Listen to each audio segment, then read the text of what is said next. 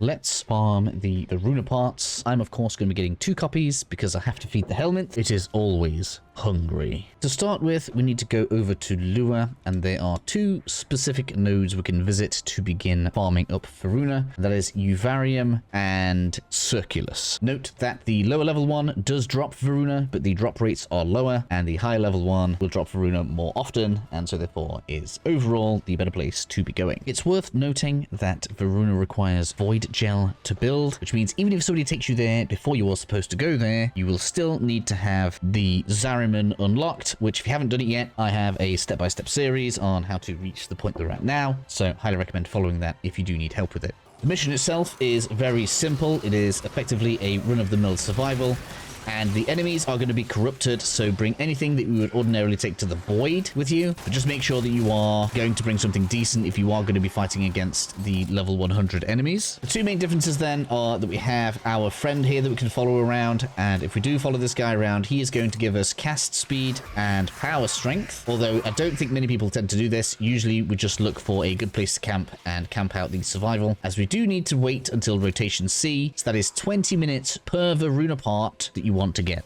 And the second difference is every 5 minutes when you get your first rewards, you'll have the Thrax spawn in. This is going to be a good source of getting the Thrax plasm material that we need. If you haven't defeated a Thrax before, all you need to do is drain its health down and then finish it off when it's in its ghost form with your amp. Shouldn't be too terribly difficult. Wow, we got a good drop there, didn't we? 8. After running the mission for 20 minutes, you'll have your chance at getting one of the Voruna Warframe parts. That's not the only way. If we head on over to the Zariman, where we can visit Archimedean Yonta, we'll find that we can trade for Lua Thraxplasm down here at the bottom. And if you look right here, you can see that we can purchase the Voruna parts for the Lua Thrax that we have been collecting. Note that you will also need 25 for each of the parts as well to be able to build them. Just bear that in mind in your calculation when you're working out how much of this Thrax that you need to gather. And the final piece that we need are the somatic fibers. And you should end up getting some of them as a part of the mission rewards, as they drop during your rotation A during the mission where we were farming Voruna anyway. However, if you find that you need some extra, because like me, you're greedy and you need 2, head on back over to Lua and do missions on Apollo here, where you will be able to get them to drop from the demolition enemies that will try to attack the positions that you need to defend. The good thing about this is there's almost always a squad here, because in addition to getting the somatic fibers, you will also be getting Axii relics and Lua lens blueprints, which are very important if you want to continue building up your focus quickly.